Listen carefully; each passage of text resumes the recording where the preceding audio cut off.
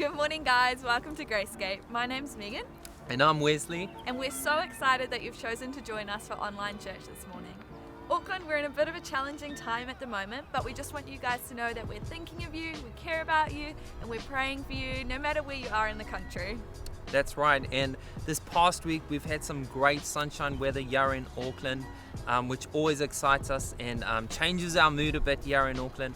However, no matter where you're from and no matter where you're watching from today, we're glad that you've joined us.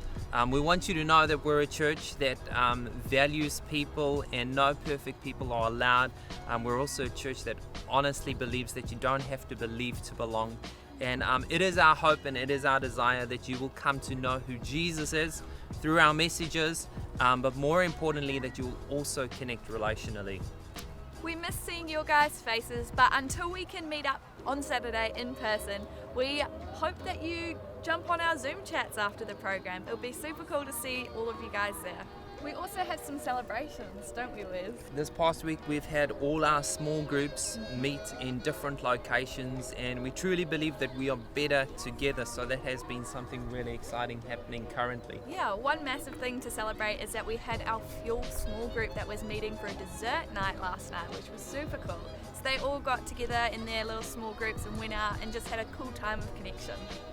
That's right. So if you are not connected in any life group, here at Gracegate or online, we really encourage you, go on our website. There's a life group for anyone, any age, and we truly believe that we grow spiritually when we're connected relationally. So why not go and join a life group this week? We're currently in the second week of our influencer series, and it's been so good so far. So if you missed out on the first week, make sure you head on over to YouTube after the program today and catch up on what you missed out on last week. That's right.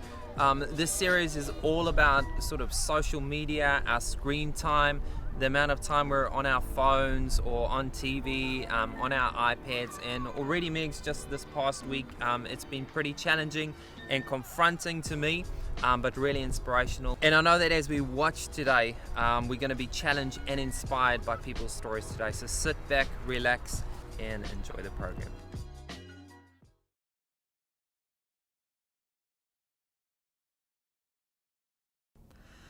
Where are we finding our worth? It only takes a stroll down the street to see the many industries devoted to convincing us that to be someone of significance, we must buy that product, wear this brand, use this filter, know this person, accomplish that goal, earn this much, and then you'll be satisfied. Projections of picture-perfect lives overtake our social media feeds, making it difficult to distinguish authentic life from the highlight reel. Our perception of self is conditioned by an overload of information and imagery about the lives of others, and we can begin to look to our achievements and our image to measure ourselves against others in order to derive our sense of worth. At some point in our lives, we've all questioned, am I really enough? So how do we go about determining our worth?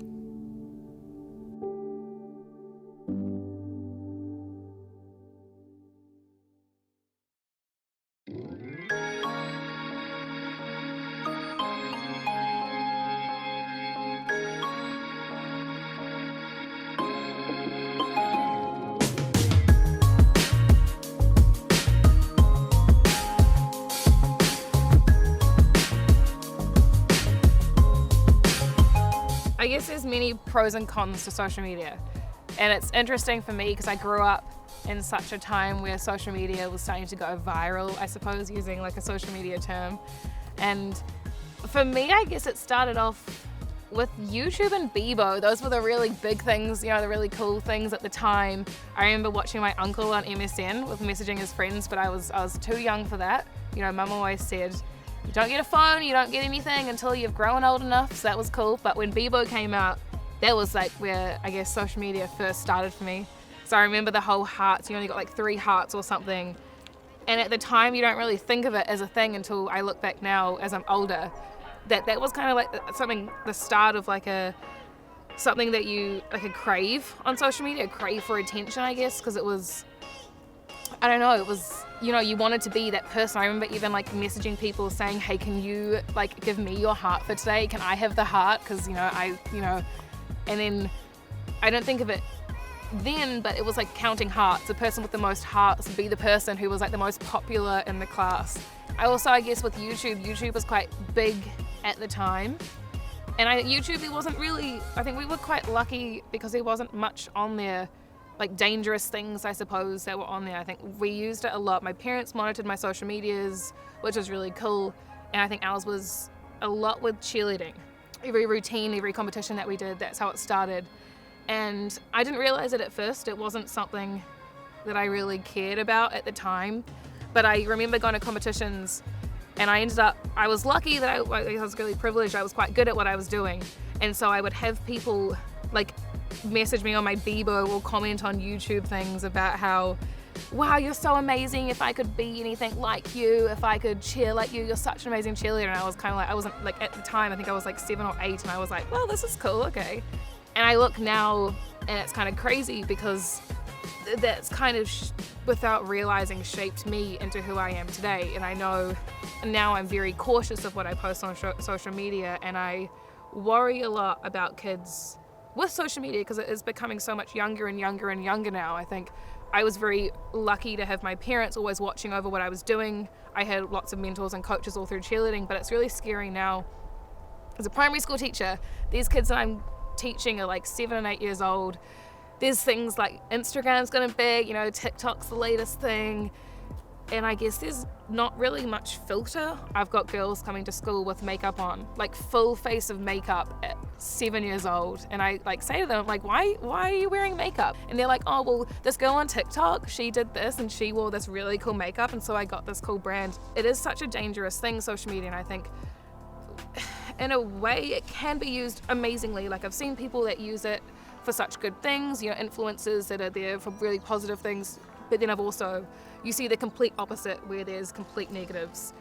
Social media is such a funny thing because we didn't have social media when we were younger to study all these people and find about all these people's lives. So it was harder to, I guess, learn about influential people. But now it's so easy for someone to just become this big celebrity for the wrong reasons as well. Again, some for the right reasons, and I love that, but there's so much on there that we do really need to be careful for. And I think our kids kind of forget about this whole, don't even realize that they're doing it. It's this whole thing about comparison. They're comparing themselves. And I know I did it. I did it so often with all these cheerleaders, like last year, that I realized what I was doing, and I kind of took a step back and realized, hey, I actually need to reshape myself on social media. So I said no to social media. I was completely off it during lockdown. I was really proud of myself. I deleted the apps. It was actually a really cool time because it made me take a step back and realize, I guess, who I am and who I need to be. I was actually going through recently looking at my Bible app, and I was going through quite a few different plans. There's a couple of social media plans were actually really interesting to read, and also looking at a couple of plans about comparison. And I hadn't really delved into it until just recently. I was reading these plans and I'm like, oh no, that's me. I'm still doing that. That's really bad. I found a verse in Galatians that says, make a careful exploration of who you are and the work you have been given, and then sink yourself into that. Don't be impressed with yourself. Don't compare yourself to others. Each of you must take responsibility for doing the creative best you can with your own life. And I think that's such a powerful thing because it's, I guess, as a child of God, we're created to be ourselves. We're not created, He doesn't want us to be someone else. He doesn't want us to follow all these people who are doing these things. I think we know ourselves, who we are and who we need to be. And I struggled with that. I struggled a lot with what I needed to do and who I needed to be. And I guess it's been really cool delving into that because it makes you realize, well, actually, I don't need to be anyone. There's no one. Yeah, I guess we don't have to prove ourselves to anyone. We are created to be us, to be ourselves. And through our uniqueness, that's when He is glorified through us.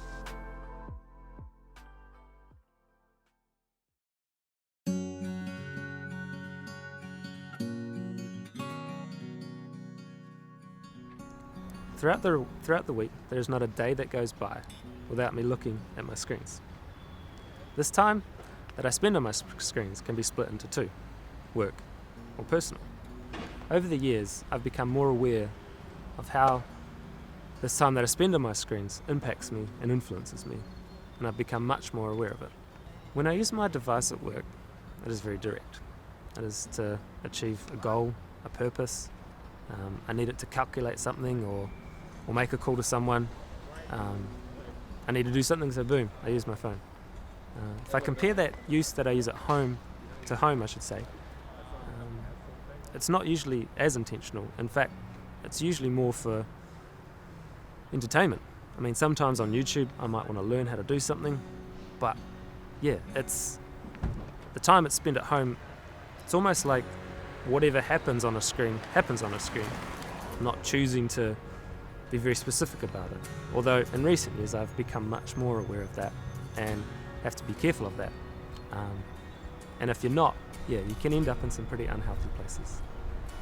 So for me, when I look at my screen use at home versus my screen use at work, the environment that I'm in at home is much more relaxed. It's low impact, there's no real decision making or processing taking place. So in that space, I have to be much more aware of my screens and how that's influencing me, because, well, there is no direction really at home when I'm using my device. For me, when I'm at home, I access apps like Instagram, Facebook, and YouTube much more. The more I use these apps, the more these apps get to know me and get to know what I'm interested in. They start suggesting videos and content and things that I could do with that I wasn't really planning or looking to buy whatsoever. Over the past few weeks, I've been doing some research on YouTube on how to get the best results out of cleaning my car. So I thought it'd be a good idea to go down to SuperTube and buy some bits and pieces. When I was down there in the queue, I was thinking to myself, how did I get here? And then my next thought was, well, last week I wasn't even thinking about cleaning the car. To understand this, we need to dig a little bit deeper into what's driving us to do these things. For me, when I reflected on it, I wanted to have a clean car. I wanted to have a shiny car. Cars are part of my identity, part of who I am. It's always been there. And YouTube worked out a way of accessing that and exploiting that, and that happened over a very short period of time. I guess what I'm trying to say here is that, I was at home, I was more susceptible to, this type of content. It wasn't bad content to view whatsoever, but, we just need to take those steps and those parameters and set those healthy boundaries and be aware of what's going on. Because, I did buy quite a bit of gear. I mean, don't tell Grace, but it was a lot. It was pretty, I haven't actually cleaned the car yet, so it's a bit awkward as well.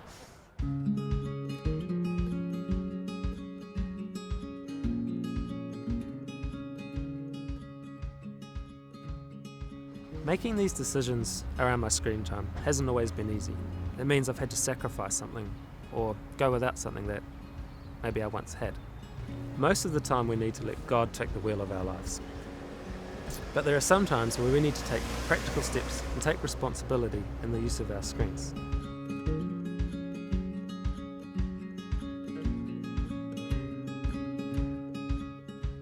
One day I was chatting about it with a friend, and he suggested to get rid of it.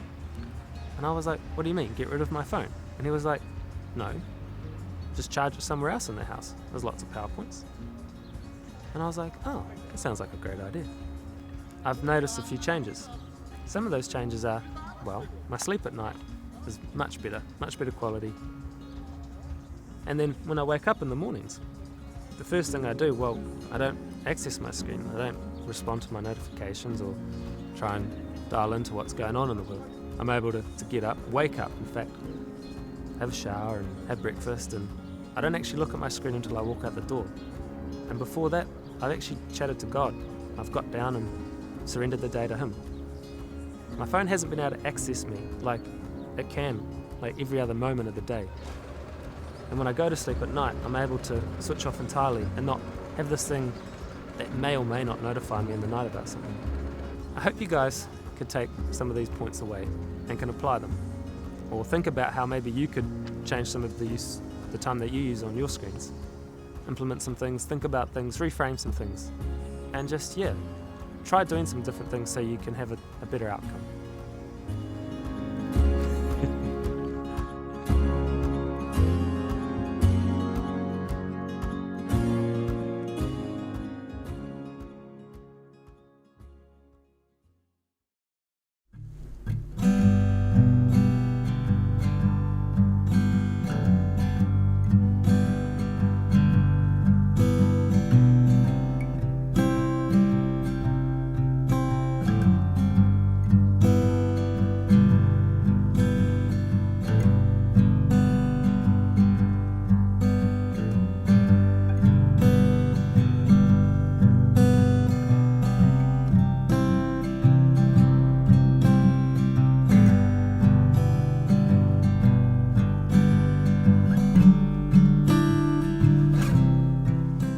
So I've been training in some way, shape or form since I've been a kid, from dance to now aerials and circus, and I've learned how important it is to train safely and to take care of my body. And something that I've been looking at recently is this idea of the gap between passive and active flexibility. Now what that is active flexibility is how flexible you are when your muscles are actually working, and passive flexibility is how flexible you are when there's another force that's pushing on your muscles. The reason that's important to me is because it can be dangerous when you train for that gap to get really big, for the space between those things to be really wide. It leaves you at a higher risk of injury. And it got me thinking, what are the spaces in life that leave you at a higher risk of injury? What are those gaps in your life that can be dangerous for you? And it got me thinking, what is the space between my social media presence and who I am?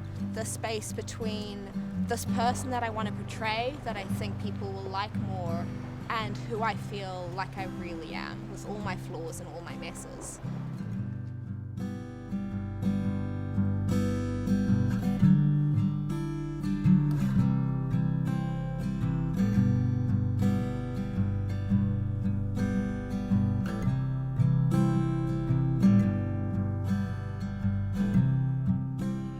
It's so easy to see those gaps when it comes to something physical like training, but it's so easy to ignore them in our life, especially when it comes to something that we love, like social media, something that we want to use. And it's so easy to just show the best part of our lives.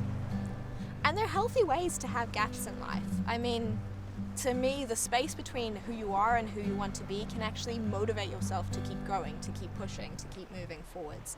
But that's not actually what I'm talking about here.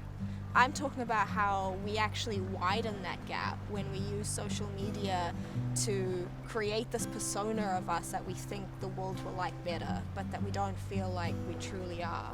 When we use social media to hide all of our flaws, to create this other person that is shinier and better than us, or at least that's what we feel like. But when we start to create this filter on ourselves that we think that the world will like better, we can start to actually believe it. We start to believe that the people around us will like this person more, that we have in our heads. If I could just be more confident, if my life was neater, if I was more athletic, less shy, whatever it is, we start to actually believe that person in our heads is better than who we really are and what our life actually looks like. We are worth so much, and we get so caught up inside our own heads and inside culture. There's this verse that I love in Ephesians, and it goes, "For it is by grace you have been saved, through faith. And this is not from yourselves. It is the gift of God, not by works, so that no one can boast. For we are God's handiwork, created in Christ Jesus to do good works, which God prepared in advance for us to do." And I always only understood that on a theological level. This idea of, yes, grace, not works, but in relation to our salvation, to us being saved. I never understood it in terms of my worth. And when I started thinking about it in terms of how God views me, in terms of how I'm loved, it completely changed things, because it meant that not only my salvation was based on what he did, not what I did, but what I'm worth is based on what God did and not on what I do. It's not based on the things I achieve, the people I know, what I do in life. It's based on something much more inherent. It's to us. It's based on us being children of God, of being someone that he created. And when we put our value in the hands of others, it becomes this really flimsy thing. It becomes this thing that can go up and down like a roller coaster because it's dependent on other people and what they think of us. True freedom and peace doesn't come from being this perfect person. It doesn't come from being confident and the one everyone wants to be friends with and the one who seems so carefree. It comes from realizing that your worth is not dependent on that you are made by this incredible, powerful, loving God, and that is why you're special, and that is why you're worth so much and valued so much.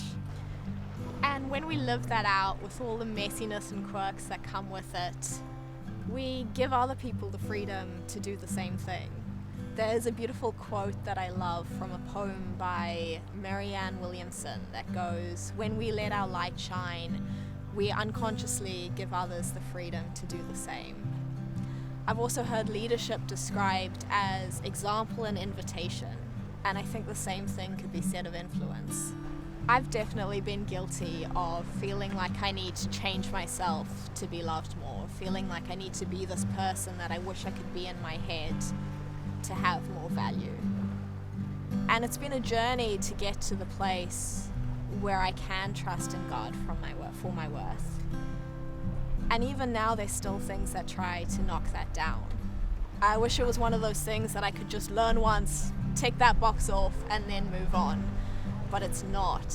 For me, it takes continuously trusting in God, continuously looking for his voice, looking for his truths that say who I am and who I was made to be.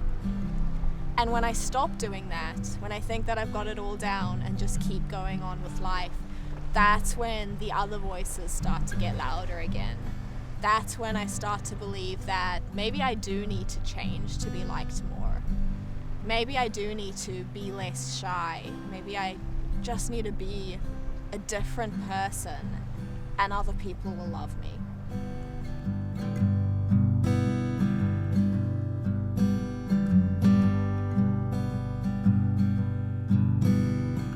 We can look at the things that we allow to influence us and tell us what we're worth. And we can narrow the gap between who we feel like we are inside and this person that we let the world see, this persona we create and sometimes believe is better than us.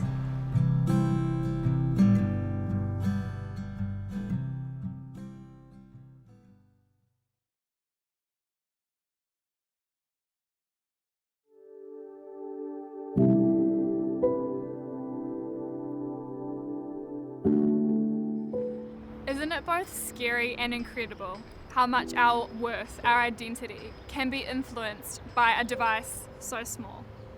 I hope that today, as I've heard these stories from Jazz and Reese and Amy, that we are able to learn and absorb some of the wisdom that they've shared.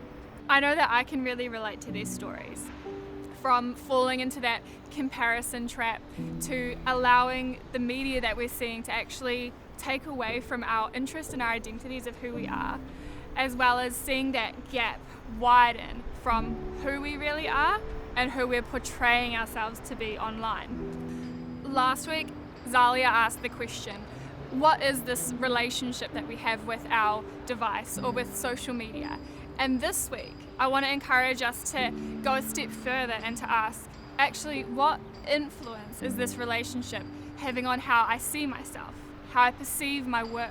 In 1 Corinthians 12, Paul explains that we are part of the body of Christ. And this might sound a little strange, but what he's meaning is that we are all an integral part and we all have these unique gifts. I guess think of it as our character or our identity that is intrinsically us, and that we are all an important part of the church and of the community. In the Message version, it says this: each person is given something to do that shows who God is. Everyone gets in on it, everyone benefits. And then later on, he continues in verse 12. You can easily enough see how this kind of thing works by looking no further than your own body. Your body has many parts, but no matter how many parts you can name, you're still just one body.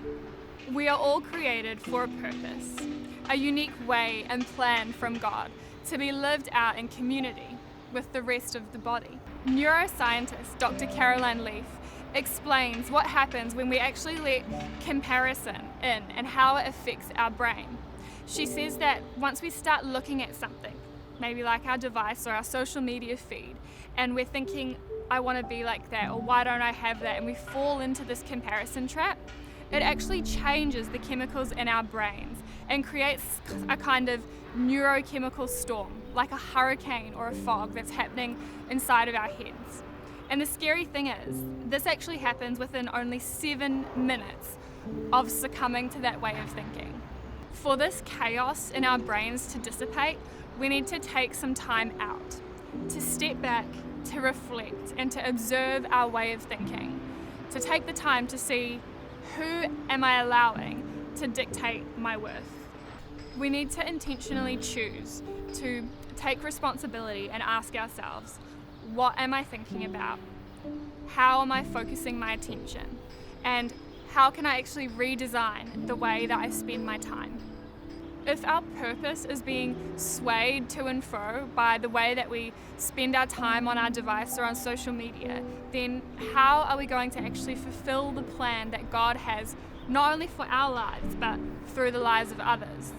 How can we be a fully functioning part of this church, of this communal body, when we are taking up our time comparing ourselves to one another and focusing on what we don't have or who we aren't, rather than bringing what we do have with our unique, individual and beautiful gifts? Towards the end of 1 Corinthians 12, Paul reminds us in verse 27, you are Christ's body. That's who you are. You must never forget this. Only as you accept your part of that body does your part mean anything. Our true worth doesn't come from who we perceive ourselves as or even who other people think that we are, but it comes from who God says we are. And this is fulfilled in the way that we live out His purpose through the unique gifts that He has given us. And what is that purpose, you might ask? I think we can bring it all down to love. Loving God and loving others. I think that sometimes we can get caught up in this idea that our lives or our gifts have to be something big and flashy and impressive. And maybe that's because we're comparing it to what we see other people have. But the thing is, I don't think it does have to be like that. I think the most cherished and special moments I can remember through people that have been a part of my life are the simple ways that they loved well. The things like inviting me over any time of the day, creating space to have some really hard conversations, and speaking truth from God into my soul. It wasn't anything special, big, or flashy, but these are the things that make the real difference. They weren't fancy or flashy, but they knew their worth, and they knew the worth of the way that they could love simply. When we are living in relationship with God and embracing our worth in Him, then all of these other fears, worries, comparisons start to fade away into the background. And we can focus on what is truly important, living a life of love. Let's take a moment to pray about what we've heard today. God, we just want to bring everything that we have listened to and taken in, and I guess place it before you today, God. We know that our worth actually comes from you and not from within ourselves, not from the things that we might see around us or through different aspects of the media. And we just pray that today we can embrace the gifts that you've given each of us, that we can love simply and we can love well. We ask this in your name. Amen.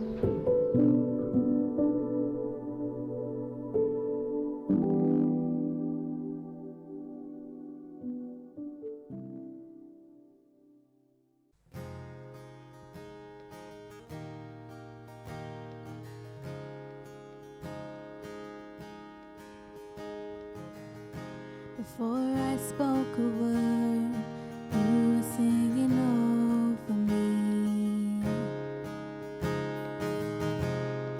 You have been so, so good to me. Before I took a breath, you breathed your life in me. You have been so, so kind to me. Oh, the overwhelming, never-ending, reckless love of God. Oh, it chases me down, finds till I'm found, leaves the 99, and I couldn't earn it, I don't deserve it. Still you give yourself away. Oh, the overwhelming, never-ending, reckless love of God. Yeah.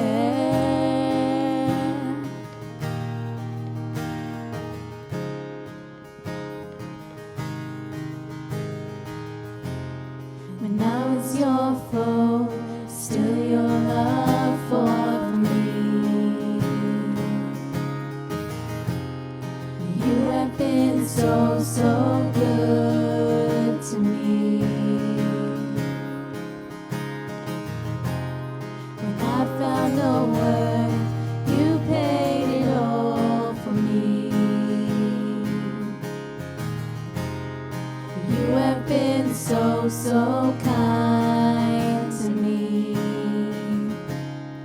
Oh, the overwhelming, never-ending, reckless love of God. Oh, it chases me down, fights till I'm found, leaves the 99, and I couldn't earn it, I don't deserve it. Still you give yourself away. Oh, the overwhelming, never-ending, reckless love of God. Yeah.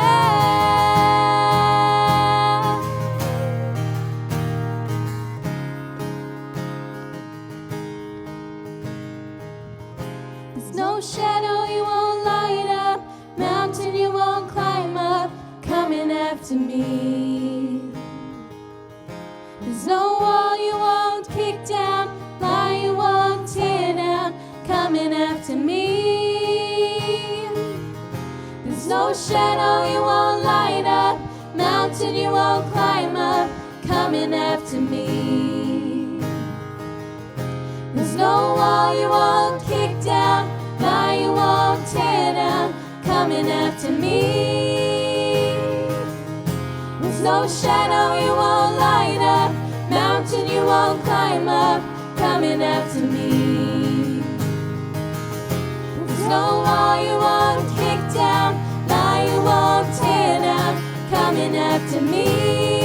Oh, the overwhelming, never-ending, reckless love of God.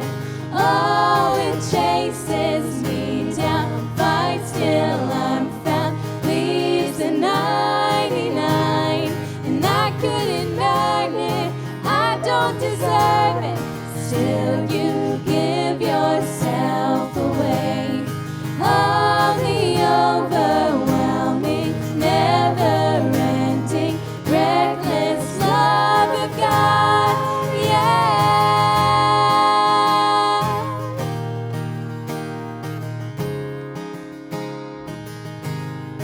Oh, the overwhelming, never-ending, reckless love of God. Oh, it chases me down, fights till I'm found, leaves the 99, and I couldn't earn it, I don't deserve it. Still you give yourself away.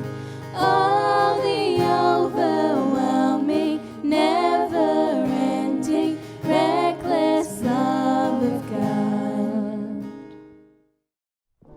thanks so much for joining us today on Church Online. And I hope today's program has challenged you and also encouraged you as we've listened to some of these stories. It's quite interesting and quite crazy to see how easily it is for us to be influenced. But one of the things that we really want to encourage during this season is that you'll grab the thinking points. We've got some thinking points on our website where you can actually spend some time either by yourself or actually right now in a group and go through some discussion questions about this content, because I think that's really where this stuff actually hits home and we're able to apply what we've heard today, and that really makes our life a lot better. If you're not already connected, we would love for you to join one of our Tuesday life groups. If you have any questions about that or any questions about anything that you've heard today during the program, then head on over to our website and you'll be able to figure things out. Especially as we continue to navigate these alert levels, all of the information about that is going to be posted up on there. That's right.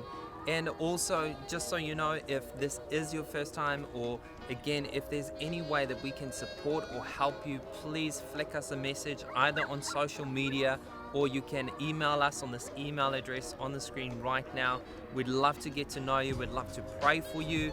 Maybe it's even just to have a coffee together. So whatever your need may be, we'd love to be a church that is for you and in support of you. Let's continue to do our part and be kind to each other. Stay safe, and we hope to see you guys soon.